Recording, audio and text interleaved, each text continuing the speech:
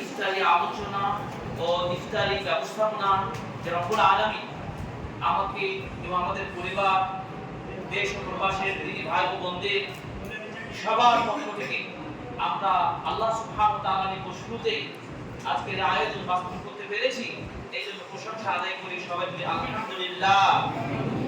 অতঃপর দুরূদ ও সালাম বর্ষিত হোক আমাদের প্রিয় নবী, সবার আদর্শের একমাত্র আদর্শের প্রতীক মুহাম্মদ বিন আব্দুল্লাহর প্রতি অসংখ্য দুরূদ ও সালাম বর্ষিত হোক। আমরা সবাই বলি সাল্লাল্লাহু আলাইহি ওয়াসাল্লাম।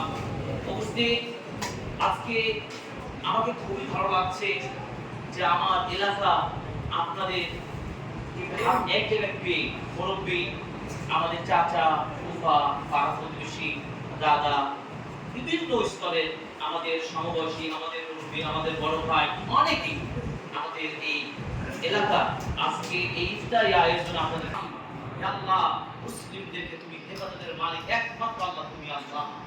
আমরা তাওয়াক্কুল ভরসা করি, ভয় করি, ইবাদত করি, আত্মসমর্পণ করছি আল্লাহ। কে কি করবে? শিশু ছোট্ট বাচ্চাগুলো সেই এমন ভাবে বোমা মেরে তাদেরকে মুহূর্তের মধ্যে, সেকেন্ডের মধ্যে তাদেরকে দুনিয়াকে ইসরায়েল সাথে এক করে তারপরে হলো ইতিহাস। এত নষ্ট ইতিহাস হয়েছে, এত বরবাদ হয়েছে। আমরা আজকে আমাদের এই অধঃপতন জ্ঞানের অভাব, তবে কিসের ভিত্তিতে কোথায় রক্ত হবে, কোন কাজ করতে হবে, পয়সার জন্য ক্ষমতার জন্য ওই ক্ষমতা অবলম্বন হও। কেন বিজ্ঞান প্রযুক্তি আধুনিক বিজ্ঞানে আমরা পিছিয়ে?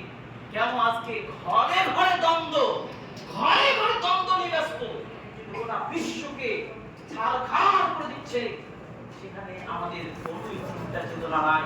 এই জন্য আমরা ছোট্ট পরিসরের মানুষ, আমরা আল্লাহর কাছে ইফতারের পুরো মুহূর্তে আপনাদের কাছে আবেদন করছি, আমাদের ঈমানটাকে পাকাপোক্ত করতে হবে, মুসলিম প্রকৃত হয়ে মৃত্যুবরণ করতে হবে। তাছাড়া এইভাবে মৃত্যু হয়ে আপনার কবর কিন্তু আপনি মুক্তি পাবেন না।